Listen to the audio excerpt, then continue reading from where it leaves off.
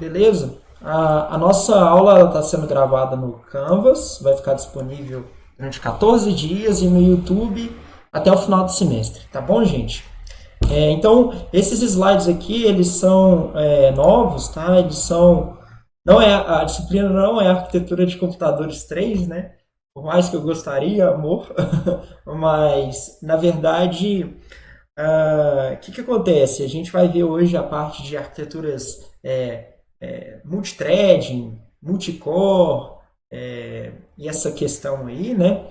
E eu achei que os slides que já estavam lá no SGA, no Canvas, a gente poderia complementar um pouco mais a discussão. E aí eu trouxe esses slides. Na verdade, esses slides aqui são da disciplina de arquitetura de computadores 3, com certeza. Eles são slides preparados pelo professor Henrique Freitas. Professor Henrique Freitas. Ele é o professor titular da disciplina de arquitetura de computadores no departamento de computação, na verdade. Ele também é o meu orientador de doutorado. Eu tive aula com ele tanto na graduação quanto no doutorado. E eu acho que esses slides aí, eles ilustram muito bem assim, essa parte de arquiteturas multicore, multithread. Eu acho que vai ser interessante. Vocês têm plena capacidade de entender tudo que está aí, sem problemas nenhum, tá bom? Então, é um material que serve de complemento àquele outro. Eu já disponibilizei para vocês esse slide lá. No final da aula, eu vou fazer como eu sempre faço. Eu vou disponibilizar as minhas anotações nos slides. Interessante é que esse slide ele é um slide só e tem a matéria toda de arquitetura. E ela cobre uma parte da nossa matéria que a gente viu durante o semestre, até em mais detalhes. Então, assim, quem quiser, quem gosta bastante da disciplina, pode usar o material para dar uma estudada, aprofundada um pouco mais em uns pontos que a gente não teve tanto tempo de falar, tá bom? Mas vamos começar com a nossa revisão, certo? Na última aula, a gente olhou, né, eu sei que está aí assistindo do YouTube, você pode voltar lá depois na questão do pipeline superescalar.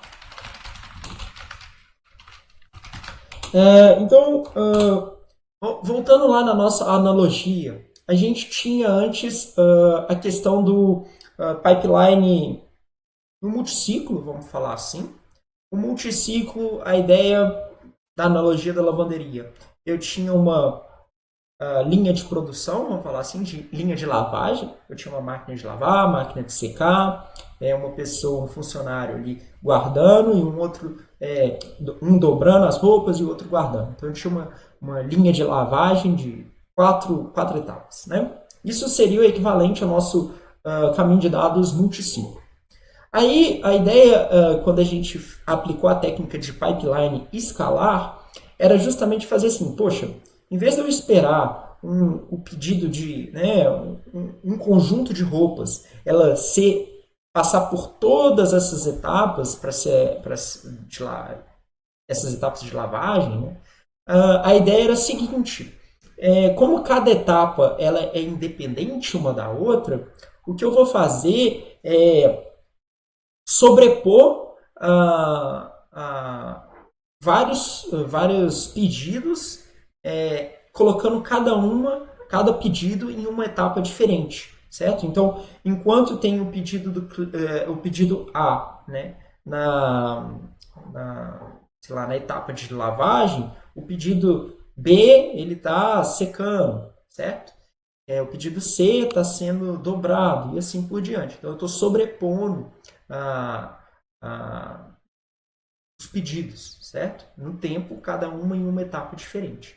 No nosso caso do caminho de dados, a ideia é que a gente ia sobrepor a execução de instruções. Então, enquanto eu tenho uma instrução no estágio de busca, eu tenho outra instrução no estágio de execução, outra instrução no estágio de acesso à memória e assim por diante.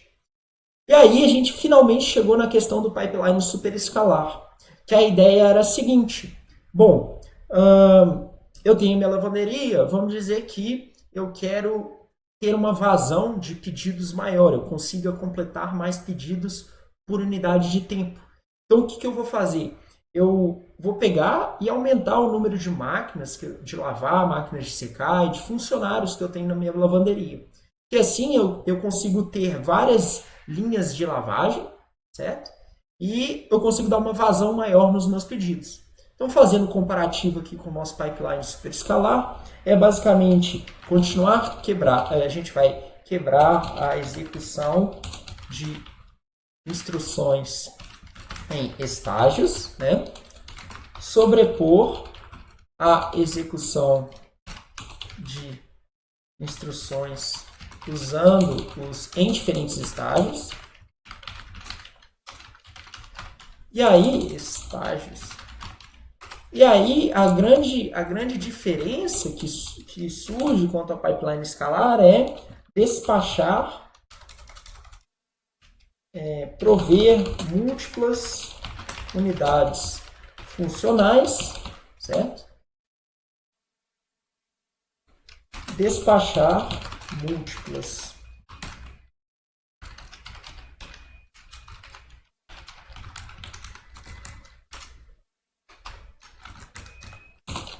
instruções por ciclo. Então, como eu tenho múltiplas unidades funcionais, ou seja, eu tenho várias vias com o caminho de dados ali, eu posso despachar várias instruções de uma vez por ciclo. Isso vai depender da capacidade, do grau que você tem de superescalaridade no seu pipeline, mas a ideia é que você pode despachar várias instruções por ciclo. E aí a gente até chegou a comentar ali que a gente tinha a questão do despacho estático, né? Estático e dinâmico. Estático, hoje está que tá, gente. Né? Então a gente tem tanto o despacho estático e dinâmico. No final das contas, a gente tinha uma vazão, maior vazão de instruções. A gente tinha uma maior vazão de instruções, porque nada mais a gente tinha aumentado a capacidade ali de processamento do nosso caminho de dados, né? Porque a gente adicionou unidades funcionais. E assim, a gente até chegou a falar, poxa, se eu tenho duas vias, é esperado 2 vezes maior desempenho, né? Porque é como se eu fosse assim, se eu cheguei, eu tinha na minha lavanderia, sei lá, uma máquina de lavar, uma máquina de secar, um funcionário para dobrar as roupas e um para guardar, se eu dobro o número de funcionários, o que a gente quer, né, é dobrar a quantidade de pedidos que a gente pode executar, né, por unidade de tempo. Mesma coisa no nosso pipeline. Se a gente dobrou o número de recursos, a gente espera que a gente tenha 2 vezes maior desempenho. Só que isso não acontecia. Alguém lembra por que isso não acontecia? Por que não dá para a gente atender esse mundo ideal e necessariamente dobrar? Quem que lembra? Por quê?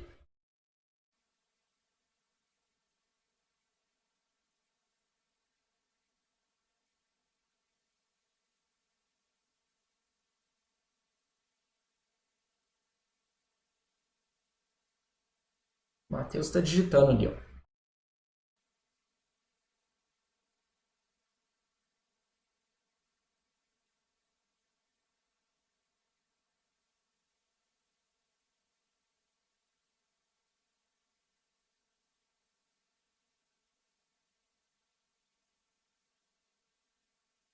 Isso, né? Então, a gente tinha um problema, igual no pipeline, a gente lá no pipeline escalar, a gente já tinha a questão dos conflitos. Aqui a gente tem a questão do conflito, que a gente até deu um nome especial, que era a questão da dependência. Dependência, problema. Dependência de dados, né? O que é? A gente pode ter um read after write, né? Read after read, read after write, write after read, ou se não, write after write, né? Isso poderia gerar problemas para o nosso pipeline, porque a gente tem uma certa questão de dependência. Por exemplo, as duas instruções, elas uma gera o dado que a outra está precisando. E aí, como que você faz? Né? Como que você escalona esses caras? E aí a gente tinha essa dependência, porque muitas vezes a gente ia ter que introduzir bolhas no nosso pipeline, né? Não utilizar uma via do nosso pipeline superescalar.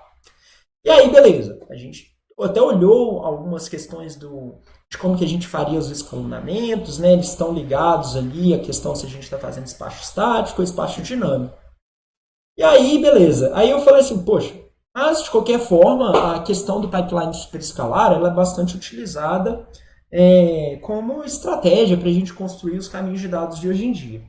Aí o que a galera fez? Bom, se eu não posso aumentar o pipeline superescalar, porque assim, eu não consigo multiplicar por 1000, né, o número de vias do meu pipeline escalar e ter 1000 vezes mais desempenho, o que eles começaram a fazer? Que foi a questão do Pentium, né?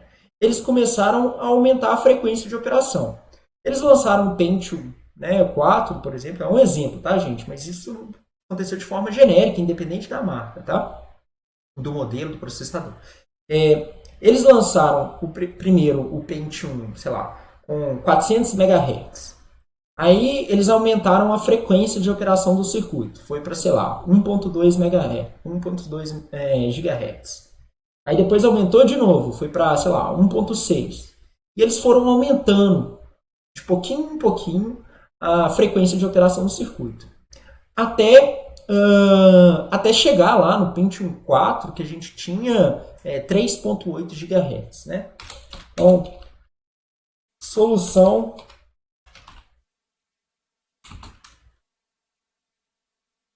adotada para aumentar o desempenho.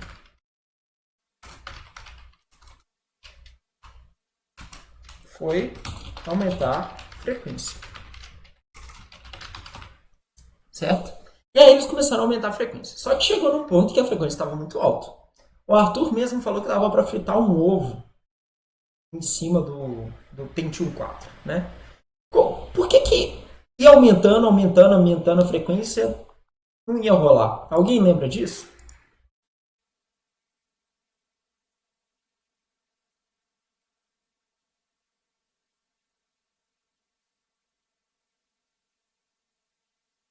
Exatamente, né?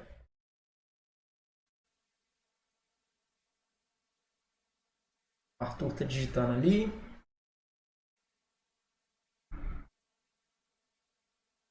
Ali, ó, o Arthur falou, porque chega no limite físico do silício.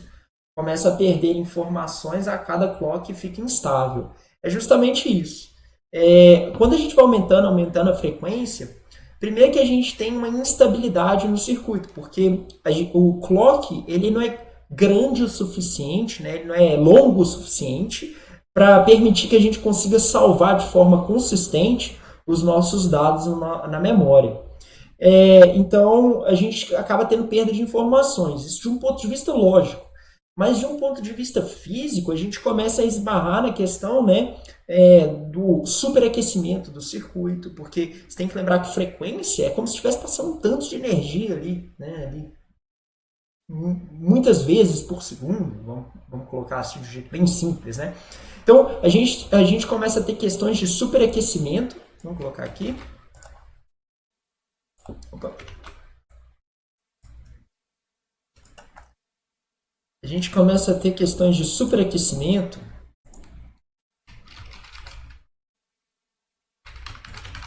Superaquecimento. E um outro problema que quando a gente aumenta indefinidamente a frequência do circuito, a gente também aumenta o consumo de energia de um jeito bizarro também, sabe? Então assim, o lance é que não dava, deixa eu vou ter que fazer uma outra flechinha. O lance é que não dava para a gente ficar simplesmente aumentando a frequência do circuito esperando obter um maior desempenho, tá certo? E aí a galera de arquitetura deu um passinho para trás e falou assim, olha, o que aconteceu? A técnica de pipeline superescalar, ela é legal, que ela permite uma maior vazão de instruções, tá certo? Então, a gente consegue completar mais instruções por tempo, por unidade de tempo, então a gente tem uma um maior desempenho. Só que quando a gente faz o pipeline superescalar, o que a gente está fazendo, né? Na verdade, pipeline superescalar. O que a gente está fazendo é explora o paralelismo de instruções. O que é isso, né? Porque quando a gente tem um pipeline superescalar, as instruções elas são despachadas, são múltiplas instruções despachadas simultaneamente, ao mesmo tempo, para o processador. Então, as instruções que são despachadas juntas, elas estão acontecendo ali em paralelo, né? Ao mesmo tempo, elas estão sendo executadas ao mesmo tempo. Isso a gente chama de paralelismo de instruções. E o negócio é o seguinte, a gente não consegue explorar um paralelismo de instruções num nível muito alto. Por quê? Porque a gente não consegue ter, nem sempre a gente vai usar todas as vias do nosso pipeline superescalar. Mas assim, a técnica era interessante, por isso que eles deixaram ela lá. Mas aí eles começaram a ver que é o seguinte, ó, já que eu não posso aumentar o grau de pipeline, do meu pipeline superescalar e eu não posso aumentar a minha frequência, eu vou ter que explorar um paralelismo num outro nível. E esse outro nível é justamente a ideia era explorar paralelismo entre threads.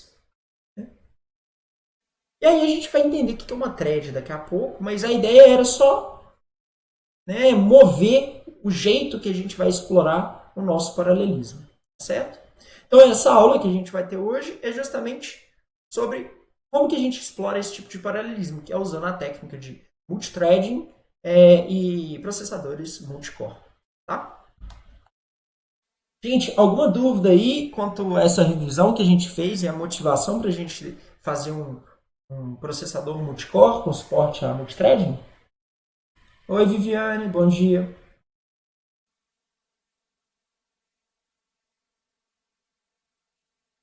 E aí? Tranquilo? Se estiver tranquilo, comenta aí para mim, para eu saber que está tranquilo e a gente avançar.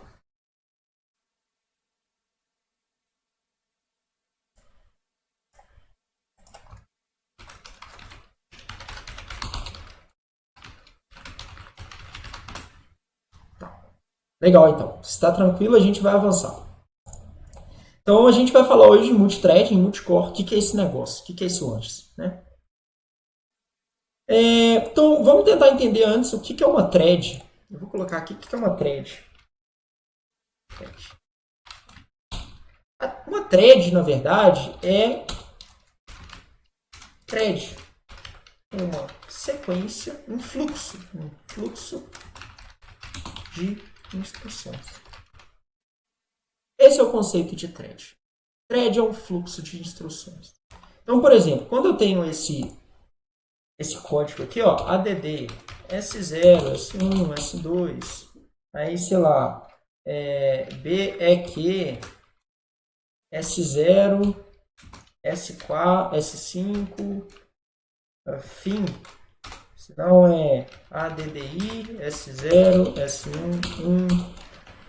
multi, S0, S2. Tá? Imagina esse código aí. Isso daqui é uma thread. É um fluxo de instruções. Por quê? Você tem um fluxo. Aí você começa, né? Um fluxo é como se fosse uma sequência de instruções. Você tem a instrução ADD, BEQ, ADI, multi. Todos os programas que vocês escreveram até hoje no curso, eles são sequências de instruções. Eles têm um fluxo de instruções. Eles são programas que têm apenas uma thread. Certo? Só que, tipo assim, a gente pode ter vários fluxos de instruções acontecendo simultaneamente. Porque, poxa, imagina, eu tenho um pipeline superescalar. Eu consigo despachar mais que uma instrução, até mais que uma instrução por vez, né? Mais que uma instrução por vez, se eu quiser. Despachar múltiplas. Então, eu posso, por exemplo, eu nem preciso de ter um pipeline superescalar, só estou dando essa ideia para dar uma noção. Né? Eu posso despachar dois fluxos de instruções diferentes. Imagina, eu posso ter uma thread aqui, que eu posso chamar de thread A.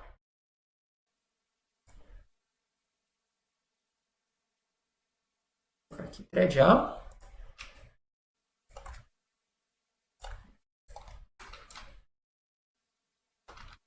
Thread A. E que eu posso ter a thread B. E eu quero enfatizar aqui que as threads elas podem fazer coisas totalmente diferentes. Eu posso colocar aqui,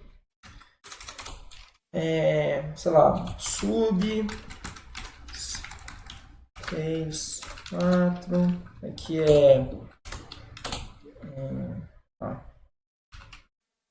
jump, j loop, pode ser um div, sll, i, 4, 5, tá vendo? Eu posso ter uma instrução totalmente, eu posso ter dois fluxos de instruções totalmente diferentes, né? Então, isso que é uma thread. São dois fluxos de instruções diferentes. E o que os chips que a gente fala assim, que são multithreading, eles vão... Os processadores que são multithread e os processadores multicore, eles tentam fazer isso aqui, ó. Tentam, né, alternam a execução entre diferentes threads.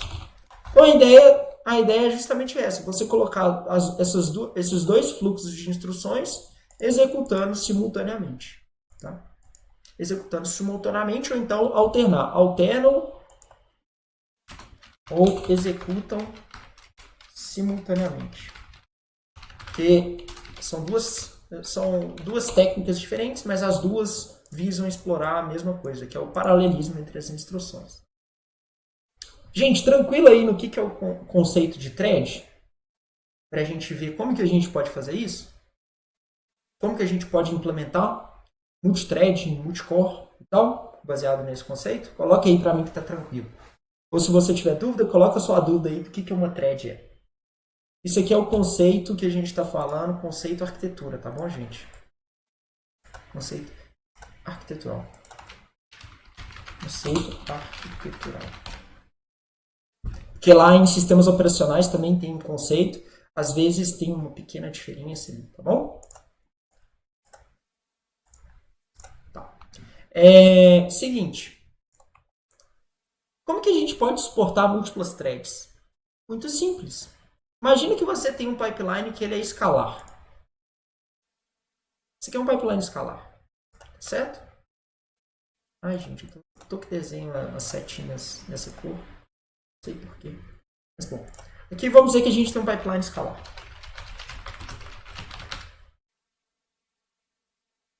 Onde a gente tem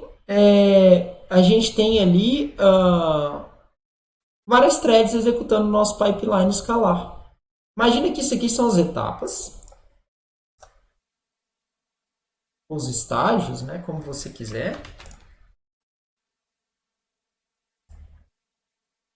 Estágios. Então a gente ali tem 4 estágios, tá certo? O que acontece? Vamos dizer que eu tenha 4 threads. Se eu tenho 4 threads, eu posso fazer assim, ó. Primeiro imagina, eu tenho a thread A.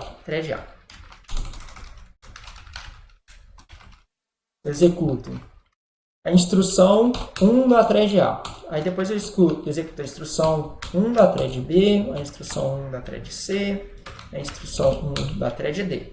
Aí depois eu executo a instrução 1 da thread, a instrução 2 da thread A, a instrução 2 da thread B, a instrução 2 da thread C, e assim por diante. Quando eu faço aqui, ó, eu estou alternando a execução entre diferentes fluxos de diferentes fluxos de instruções, ou melhor, entre diferentes threads de execução.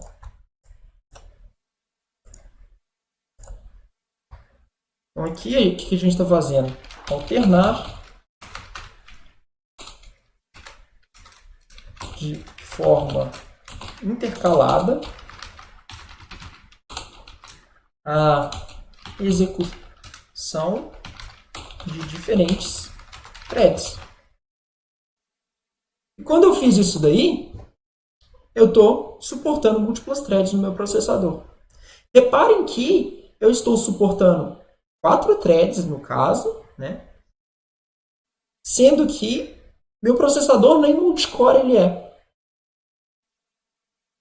Certo? Então, não necessariamente você tem que ter um processador multicore para ter suporte a múltiplas threads. Porque a thread nada mais é do que um fluxo de execução. E aí o processador vai alternando entre os fluxos de execução. Legal, gente?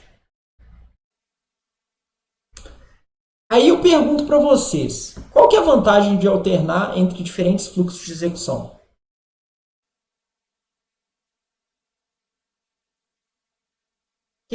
Qual que é a vantagem de eu ficar alternando de uma thread para outra? Por que isso aí melhora o meu desempenho?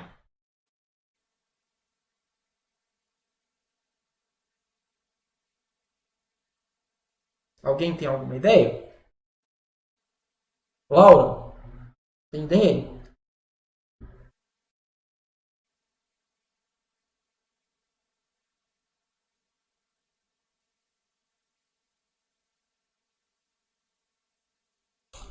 Eu vou ajudar vocês. Ó. Quando a gente tinha apenas uma thread lá executando, pensando no pipeline escalar mesmo, né, ou no super escalar, o que prejudicava o desempenho? Né? O que acontecia quando o nosso desempenho ele era degradado? Acontecia alguma coisa para o nosso desempenho ser degradado. Né? Era uma situação indesejável. A gente até falou nelas no início da aula. Né? O Matheus comentou ali. Então, o que prejudica o nosso desempenho no pipeline?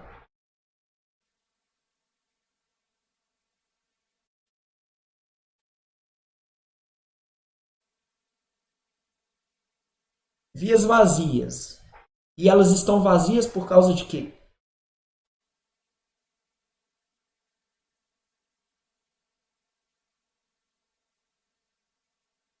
Dependência. Né? Ou seja, nosso pipeline, quando a gente tem algum tipo de dependência, algum tipo de conflito, pode ser uma dependência de dados, um conflito de dados, pode ser um conflito de controle, pode ser um conflito estrutural, a gente tem que introduzir. O que a gente tem que introduzir no pipeline? Laura, algumas vezes?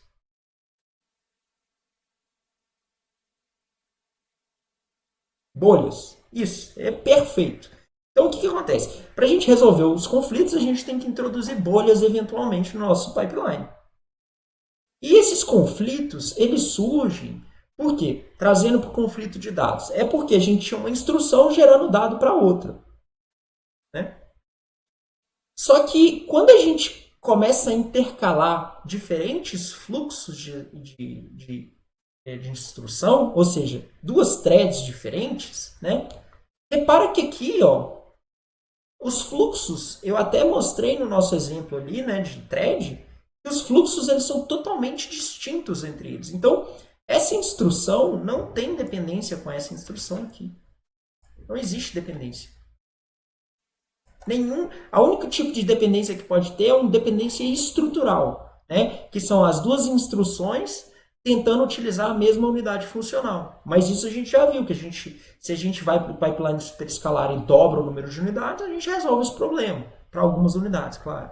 Mas assim, a dependência de dados não existe da thread A com a thread B, no nível da arquitetura. Não, no nível da arquitetura esse problema não existe.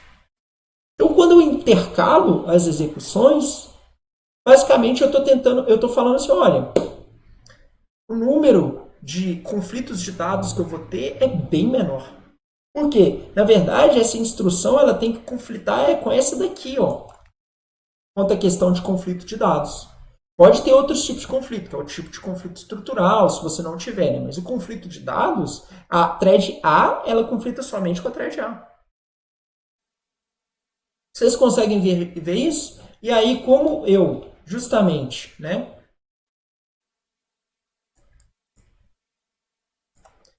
Então, como eu, justamente, estou alternando entre diferentes threads, eu estou minimizando o conflito de dados, por exemplo. Vocês concordam comigo, gente? Quem não concorda, coloca assim, não concordo.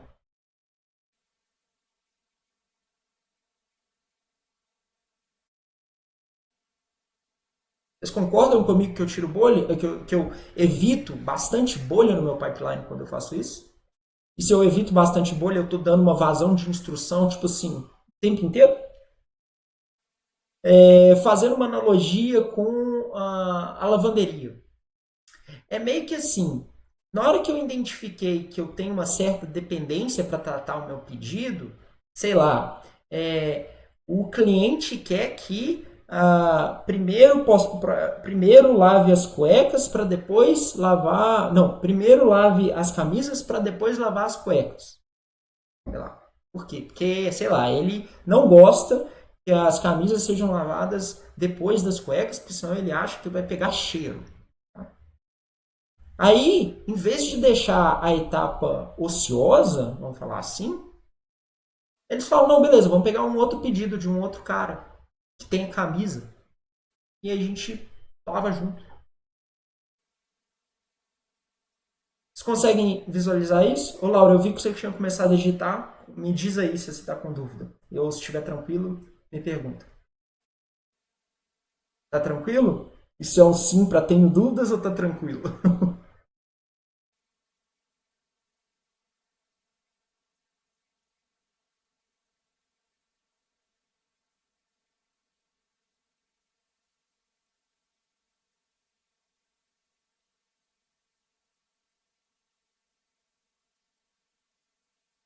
Você acha que caiu? Eu tô te vendo. Eu tô te vendo. Eu tô vendo você digitar. Entendi. Tá.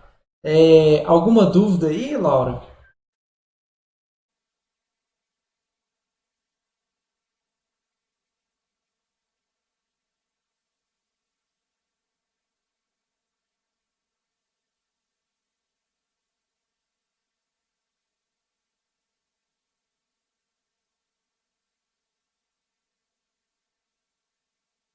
Entendeu? Beleza, então. Gente, daqui a pouco a gente vai ver o que significa esses outros quadradinhos aqui, tá bom? Mas esse que era o importante. O que é o pipeline? Né? O que é o suporte a múltiplas threads? E, na verdade, o que eu tenho que fazer na minha arquitetura para suportar múltiplas threads? Muito fácil, muito fácil. Isso daqui é o pipeline que a gente tem. Isso aqui pode ser um pipeline escalar, super escalar, pode ser um multiciclo, tanto faz. Tá? Vou colocar aqui pipeline, pipe, escala. Então, se a gente reparar aqui no nosso pipeline escalar, a gente tem ali ó, o nosso contador de programa, a gente tem um estágio de busca, né, de instrução, a gente tem estágio de decodificação, estágio de execução, de acesso à memória e de escrita em registradores, tá certo? A gente tem aqui o banco de registradores, ó, um único banco de registradores e um único contador de programa. O banco de registradores, no caso, ele é acessado por diferentes estágios do nosso pipeline, tá certo? O que a gente faz para suportar múltiplas threads? É isso aqui, ó. Multithread. Opa. No multithreading, um processador que tem suporte a multithreading, ou seja, ele é um processador multithread, não é multicore, é multithread. Isso aqui são aqueles tais de processadores, aqueles tais de... A Intel chama isso aqui de hyperthreading.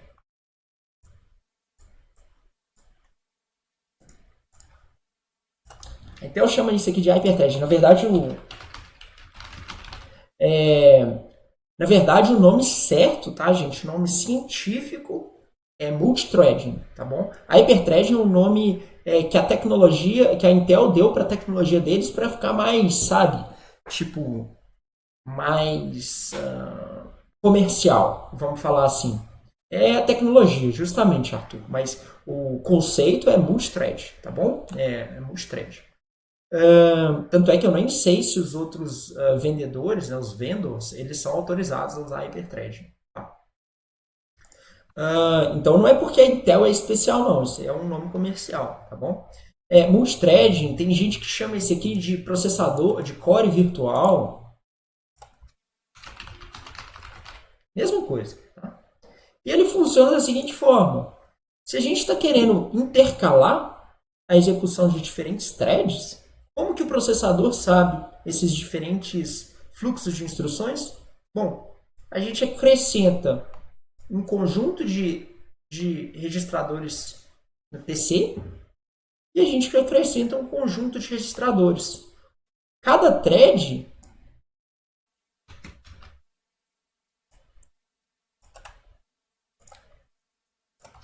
cada thread tem seu próprio PC e banco de registradores. Pronto. Você duplica, né? Quadruplica, depende de quantas threads que você quer suportar no seu pipeline, no seu core lá. E aí você vai, basicamente, né, suportar múltiplas execuções. Peraí, deixa eu apagar aqui.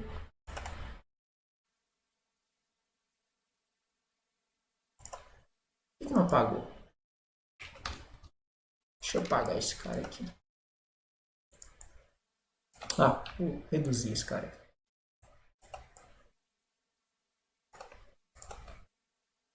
O Arthur perguntou assim: eu tenho uma dúvida quanto a isso. Eu sei que é muito errado vender um dual core 4 threads, como quad core. Mas qual a diferença em ganhos de 2 cores, 4 threads, para 4 cores e 4 threads?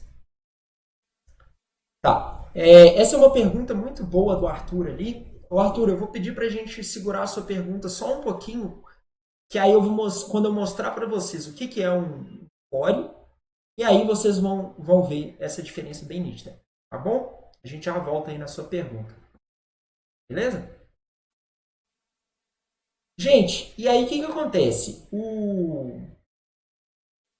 O processador, a unidade de controle, ela também fica responsável por selecionar qual que é a thread que está executando a cada vez.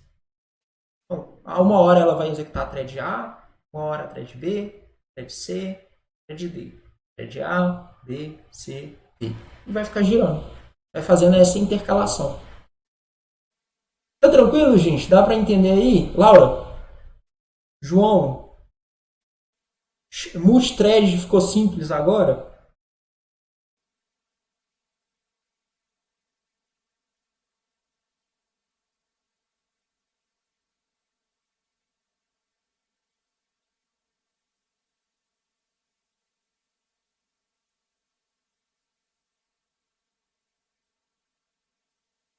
Queria saber se multithread agora tá simples de entender. Viviane, tá tranquilo? Vitor, perguntas?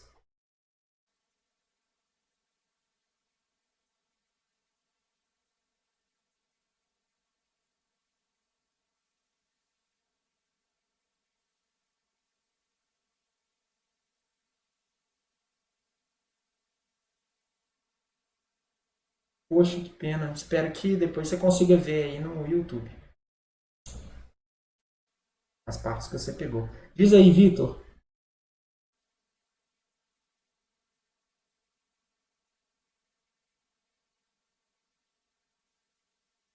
Tá bom, então.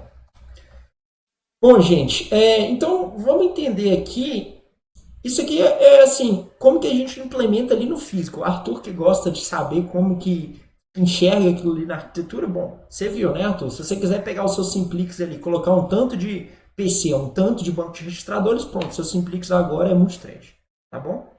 Claro que você vai ter que adaptar a sua unidade de controle, que o Matheus ali está projetando.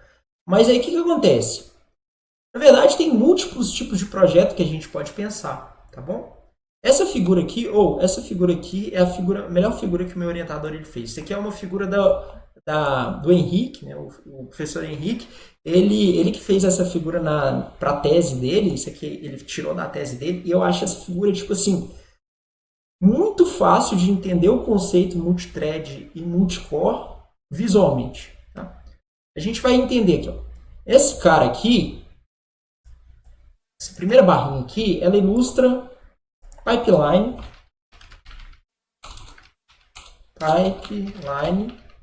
escalar. Uma thread. Pipeline escalar, uma thread. Saca só. Aqui a gente tem a thread A. A thread A ela começou, a gente colocou ela lá, né, para executar. Aí passou, deu 3 bolhas, certo? Deu 3 bolhas de execução. Por quê? Porque, sei lá, era um jump. E aí deu 3 bolhas.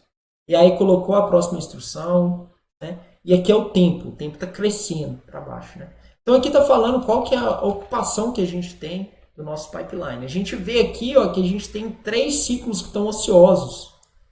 Por quê? Porque deu conflito. A gente não teve como fazer. Aqui é quando a gente tem o mesmo pipeline escalar, só que com suporte a múltiplas threads. Esse aí tá me bacalhando.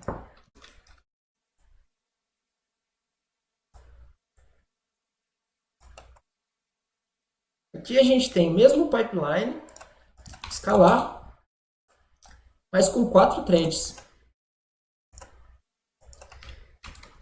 E aí, aqui é usando uma ideia que é justamente a ideia de ser intercalado. Então, uma hora eu executo a instrução da thread A, uma hora da thread B, thread C, thread D. E eu vou intercalando essas execuções entre as diferentes threads. Pense como se fosse assim, uma hora eu pego uma instrução da thread A, depois da thread B, depois da thread C. Então, a granularidade que eu faço essa intercalação é de uma em uma instrução. Isso daqui é o que a gente chama, vamos falar assim, de interleaved multithread.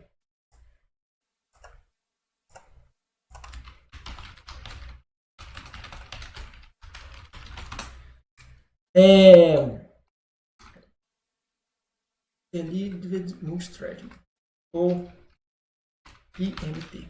Tá? Isso daí é do inglês, a gente usa essa sigla mesmo, tá bom, gente? Em inglês a gente usa... Opa! A gente usa exatamente essa sigla. Tá? Mesmo em português aí é a sigla que a gente usa. Acho que não traduz, não. Tá?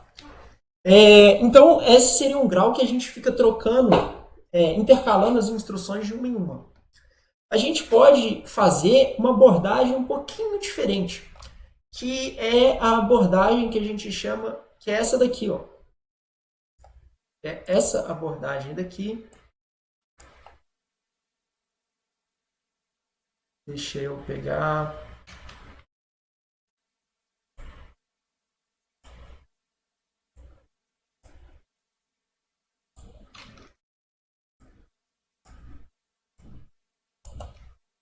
A gente tem a abordagem que a gente chama de block multithread. Block multithread.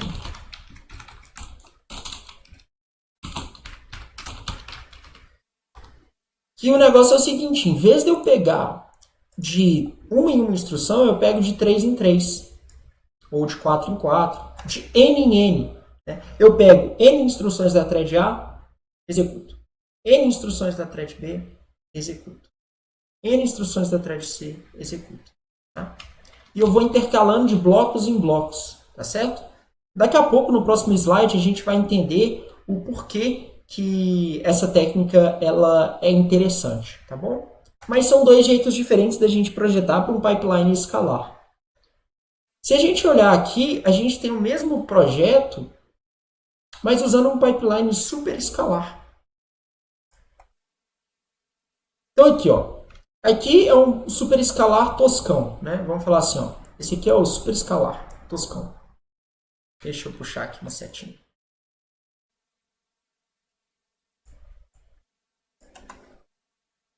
Aqui é um pipeline super escalar com uma thread.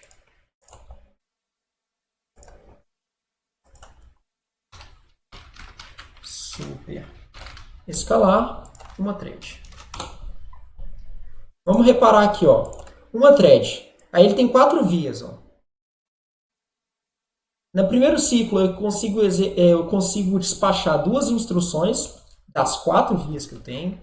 Depois eu só consigo despachar uma instrução das 4 vias. Depois eu não despacho nada. E por que eu não estou despachando? Porque eu tenho dependência, eu tenho conflito. Não tem como. Isso aí é o nosso pipeline superescalar que a gente estudou na aula passada.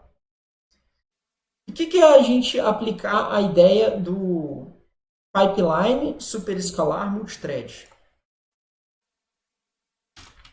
Pipeline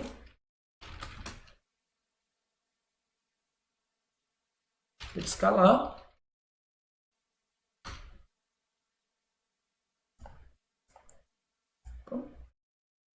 Deixa eu copiar esse cara aqui.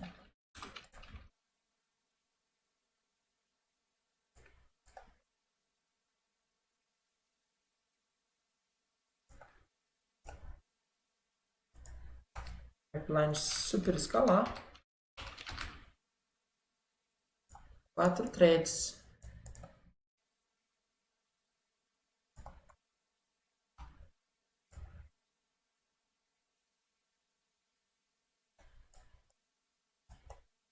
E aqui, vamos ver se a gente, apesar de ter uma colinha ali, eu quero saber qual que é? É interleaved multithreading ou é block multithreading? Gente, coloca aí para mim. É IMT ou BMT? O que vocês acham?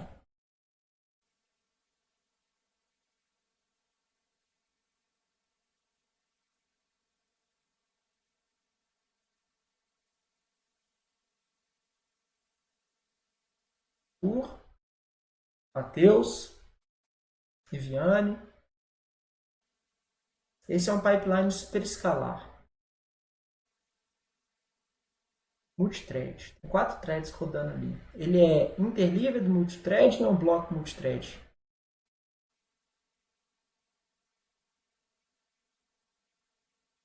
Ou nem ideia. Fala assim, Pedro, estou perdido, não estou entendendo o que está acontecendo aí. O que é esse tal de thread?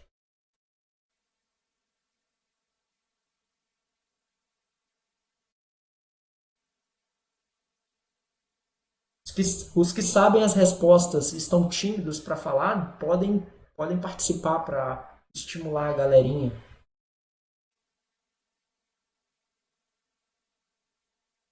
Agora é o momento que o professor começa a ficar desesperado. Ele não sabe se a conexão caiu, se os alunos não sabem o que está se passando. Arthur, o que falou aí? Fala aí pra gente. Esse daí é IMT ou BMT?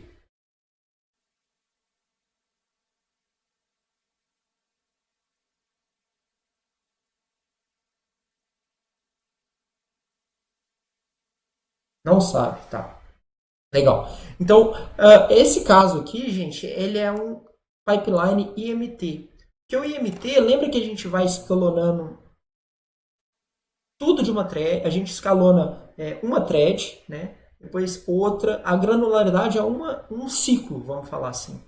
Aqui a gente está justamente, ó, no primeiro ciclo, a gente está escalonando, né? A gente está despachando instruções somente da thread A. Depois a gente está despachando instruções somente da thread B, somente da thread C. Então, essa que é a questão de ser interleaved, é intercalado, é uma execução multithread intercalada. Nesse caso daqui, a gente já tem uma instrução que é por blocos, né? Um despacho que é por blocos. Por quê? Primeiro eu estou despachando um bloco, né? Ou seja, um bloco de ciclos eu despacho a thread A. Aí depois eu não despacho nada, tá? Depois eu despacho um bloco de ciclo, um bloco de tamanho 2, a thread B. E assim por diante, tá certo? Então eu consigo fazer esse chaveamento por bloco ou de ciclos ou por um único ciclo. Agora está mais claro aí, Arthur? Matheus, está tranquilo para você também? Yane, Vitor?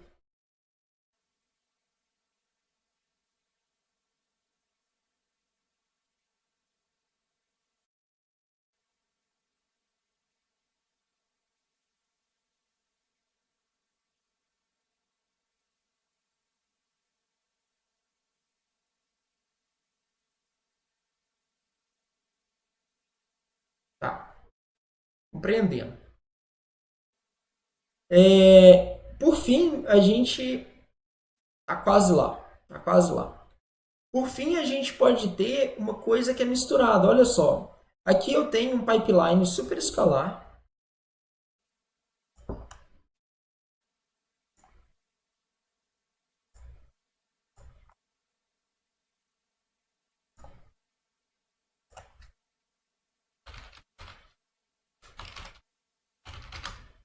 Super escalar. Quantas vias que tem aqui? Quantas vias que tem aqui nesse pipeline super escalar? Quem arrisca? Quantas vias que tem aqui? Só contar o número de bloquinhos horizontal aqui, ó. 1, 2, 3, 4. 1, 2, 3, 4. Tem 8 vias. Vocês concordam comigo?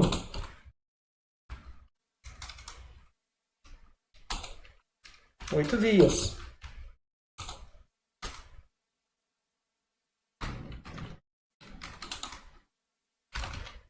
Só que olha só, na via a gente pode despachar diferentes threads para a mesma via, para diferentes threads no mesmo ciclo, mas só que para diferentes vias. Ou seja, aqui eu consegui colocar as instruções da thread A. Aí aqui ficou bloqueado. Aí depois eu coloquei consegui colocar uma da thread B, uma da thread C, duas da B e uma da D. Tá certo? Isso aqui tudo é um ciclo só. Um ciclo apenas. Então, em um ciclo, eu misturo várias threads ali. E quando eu faço isso, em vez de eu chamar interleaved multithreading ou blocked multithreading, eu chamo de simultâneos multithreading.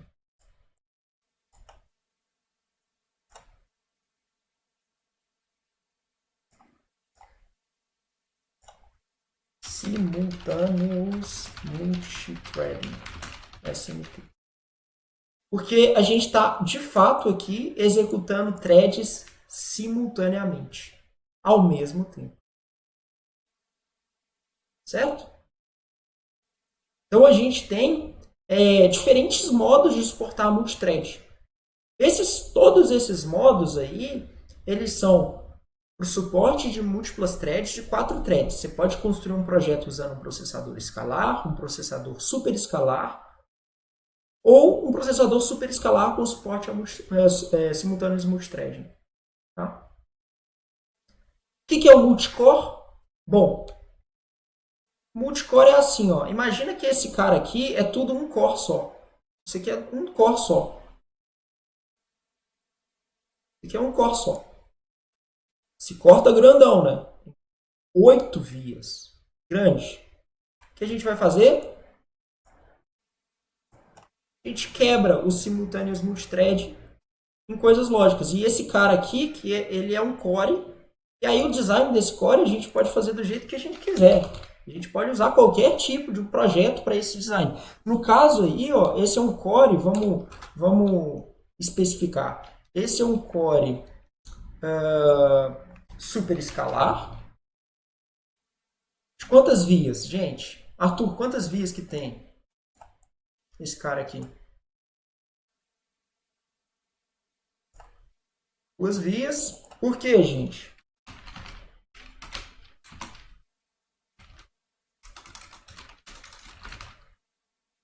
Por quê? Porque a gente tem 2 bloquinhos aqui, ó, na horizontal. Quer dizer que eu consigo despachar 2 instruções por vez. É um processador superescalar. É um core superescalar. Superescalar, 2 vias. Quantas threads que cada core está parecendo que suporta ali? Cada core. Quantas threads cada core? Uma thread. O processador tem 4 cores. Cada 4 cores, uma thread por core. Sendo que o processador é superescalar. Sendo que o core é superescalar.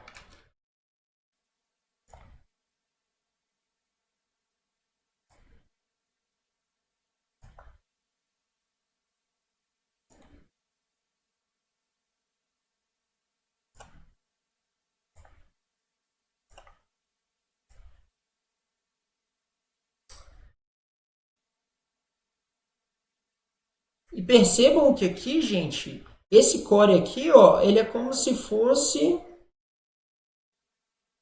Não tem aqui, né? Mas eu poderia usar qualquer tipo de projeto que a gente viu aqui anteriormente.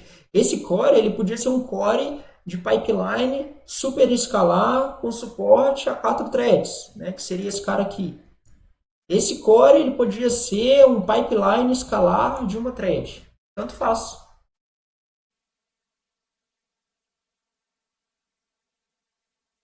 Arthur, as nomenclaturas são todas definidas assim.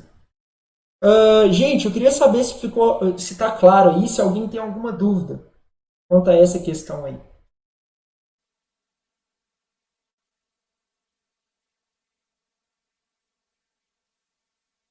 Alguma dúvida? Se estiver tranquilo, coloca que está tranquilo para mim, porque ou tem dúvida ou está tranquilo. Não tá no meio termo aí não.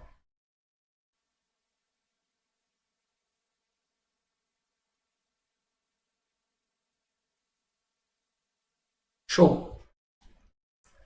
Então, o que acontece? A gente tem a classificação do multithreading, né? A gente tem o multithreading hoje em dia, né? Esquece esse cara aqui, não vamos falar desse cara aqui não. Esse cara aí já está desatualizado. A gente pode ter multithreading explícita, a gente divide em um grupo que a gente chama de vertical, onde a gente tem ali as threads, elas são intercaladas no tempo, tá certo? Então a gente tem ou intercaladas de um ciclo em um ciclo, ou em um conjunto de ciclos em um conjunto de ciclos, ou a gente pode ter justamente um suporte horizontal, que é várias threads executando simultaneamente no mesmo ciclo. E aí a gente está falando de simultâneos multithreading. Então a gente tem essa classificação para os processadores hoje em dia, e é a classificação que perdura até hoje, tá certo? Então aqui tem alguns benefícios, desafios que a gente sempre tem que pensar, né? Por exemplo, a gente aumenta, com o pipeline superescalar, a gente aumenta a quantidade de ciclos por instrução, porque a gente dá maior vazão de instruções, né? A questão a vazão de instruções do pipeline superescalar. Quando a gente faz o chip multithread, a gente tem a questão do chip multithread, do suporte a múltiplos threads, né? O SMT. A gente tem uma vazão de threads. Aqui a gente tem a questão do núcleo de processamento. A gente tem a visão que tem vários núcleos de processamento. Às vezes isso é mais fácil de modelar o seu programa. Quando a gente tem o SMT, né, o simultaneous multithreading, ele é melhor porque a gente não tem um flush do pipeline que acontece ali no block multithreading. Eu quero mais falar desses caras aqui agora.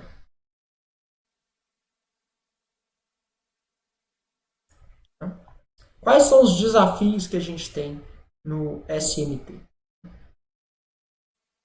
A gente tem o desafio que a gente tem o tamanho da arquitetura, ela vai crescer, mas isso não é uma coisa que a gente tem como contornar muito. O banco de registradores ele também cresce, porque a gente tem que guardar os vários contextos, também tem o que fazer. Esses dois aqui, eles são um pouco que dá pra gente atacar, tá? Esse primeiro cara aqui, ele é justamente para falar assim, olha, se eu tenho um número de vias muito grande, ou um número de cores muito grande, eu posso ter um tamanho de arquitetura que não é ideal. Então eu tenho que encontrar um equilíbrio entre tanto de coisa que eu coloco a mais na minha arquitetura e o tanto de desempenho que eu consigo tirar daqueles vários cores, daquelas várias threads. Isso daí é uma coisa de pesquisa, tá? E uma coisa interessante, que eu acho que é o mais interessante de todos, gente, é esse aqui. Esse aqui é o mais desafiador de todos. E à medida que você vai aumentando o número de threads que você tem no seu sistema, hoje eu vou tentar usar isso aqui de novo. Ó, gente, eu fiquei tão feliz quando eu descobri isso ontem. Ele não consegue enxergar o meu.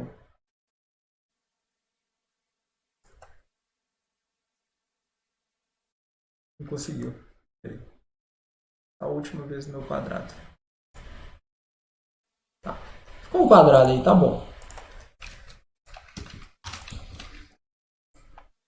Eu vou explicar esse fenômeno do conflito de cache dessa forma. Imagina que aqui eu tenho várias threads, tá bom? Eu tenho várias threads.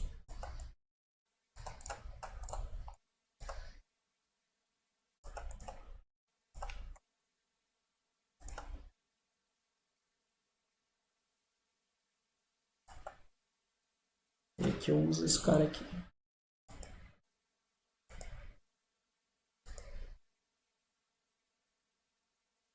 Gente, eu fui descobrir isso no final do semestre, vocês acreditam? Ia ficar bem mais bonitinho, mas tudo bem. Aqui eu tenho a cache.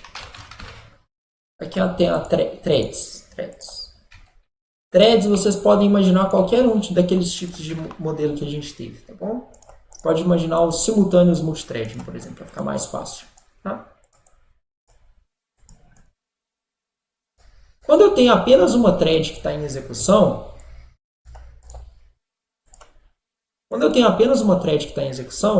ou uma thread no meu processador, eu tenho esse cara aí, ó, uma thread está ligada lá na cache, ela está fazendo uso da cache. Lembra do nosso exemplo de cache lá, quando a gente estudou, que era o exemplo da biblioteca? Que eu estou estudando, eu estou lá na mesa, eu estou com os livros que eu estou utilizando mais na minha mesa. Então, os dados são os meus livros, a cache é a minha mesa. Né? O negócio é o seguinte, quando eu estou lá sozinho, eu tenho a mesa só para mim. Eu posso colocar quantos livros couberem na mesa, eu posso colocar na mesa. O problema é que se chega alguém lá, ou chega uma outra thread, para usar a mesma mesa, ou seja, usar a mesma cache, eu tenho agora duas threads usando a mesma cache. Eu tenho duas pessoas usando a mesma mesa. O que acontece? Se essa pessoa ela está estudando uma outra matéria, ela é de outro curso, sei lá, de farmácia, certo? Eu vou ter que dividir a mesa com ela. Vai caber menos livros de computação lá. Se antes cabia 1000 livros, agora vai ficar bem menos, porque eu tenho que dividir. Vai depender do tanto que ela estiver usando, mas enfim. A cache é a mesma coisa. Se eu tenho duas threads, vai sobrar menos espaço para cada thread colocar o dado dela lá. E olha só, é como se a gente falasse assim, ó, aqui eu já tenho, se a gente pensar numa divisão homogênea, né? Meio. Cada thread vai ter metade da cache para ela. Aqui eu vou ter um terço, um quarto, e assim por diante. Repare então que à medida que eu vou crescendo o número de threads, eu vou tendo mais threads usando a cache. Eu tenho conflito de cache. Por quê? Tem muita thread ali na cache. Por isso que tem designs aí que tem vários níveis de cache, tem vários tipos de agrupamento por thread. Por quê? Porque isso é o principal problema quando a gente introduz várias threads, vários cores no nosso processador. E a gente bem sabe que a cache, se ela não existe, a gente tem que acessar a memória o tempo inteiro. E acessar a memória é caro pra caramba. 100 vezes mais lento do que acessar uma cache. Tá certo, gente? Dá para enxergar aí esse problema de conflito de cache?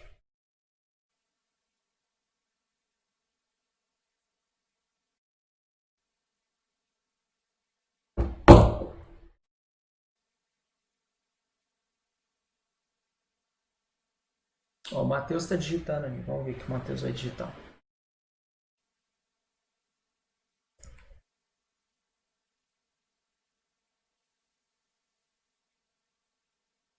Eu não sabia disso não, Matheus. Faz sentido.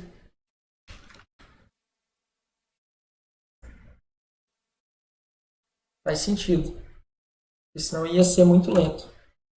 Uhum.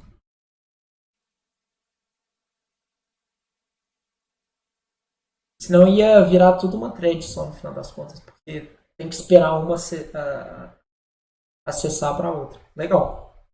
Não sabia disso. Então, gente, agora chegando no último slide da aula e respondendo a questão do Arthur, o Arthur me perguntou assim: qual é melhor?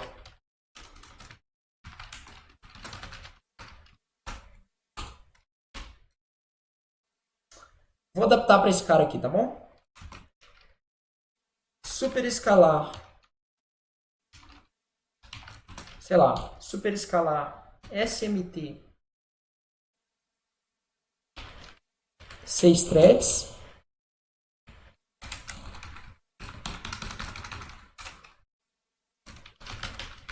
ou 6 cores. Eu vou colocar aqui 4. 4 ou multicore com 4 cores, uma thread por core. Qual é melhor? Para responder essa pergunta aqui, eu vou usar essa figura. Essa figura aqui é o seguinte. Esse daqui é um processador superescalar, 6 de vias de execução. Se eu tenho 6 vias de execução, simultaneamente eu consigo colocar até 6 threads aqui. No máximo, tá? E olha que esse projeto aqui, ele nem é multithread, tá? Ele ia ser muito maior se ele fosse multithread. Isso aqui é uma thread. Vou colocar justa, comparação justa, tá bom? Uma thread. Mas olha só, ela é uma thread bombadona. Eu tenho uma thread com buffer de reordenar, para reordenar. Eu posso fazer execução fora de ordem, né? Uma thread out of order execution. A gente justamente usa essa execução fora de ordem.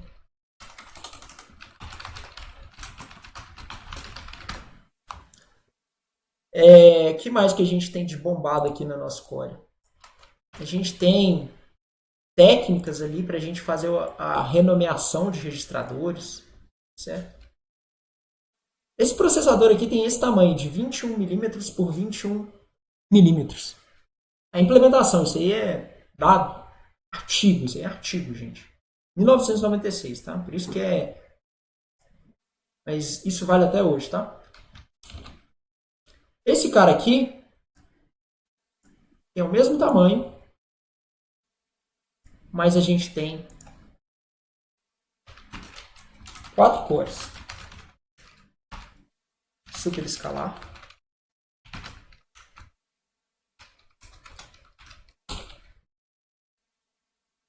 De 2 vias, está escrito ali. 2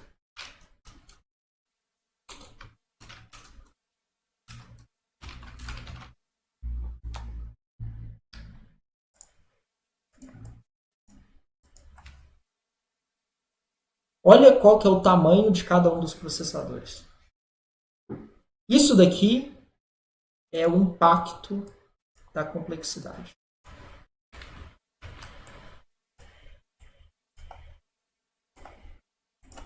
Complexo.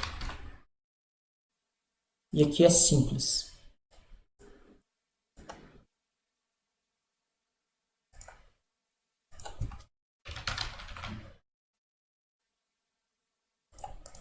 O que é melhor?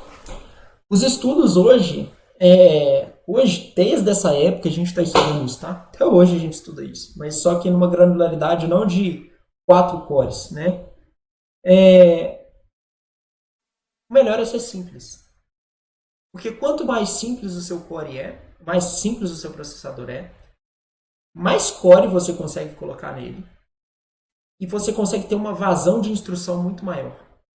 Muito maior. Então, por exemplo, quem quiser depois, eu vou colocar um artigo lá. Vou colocar um artigo no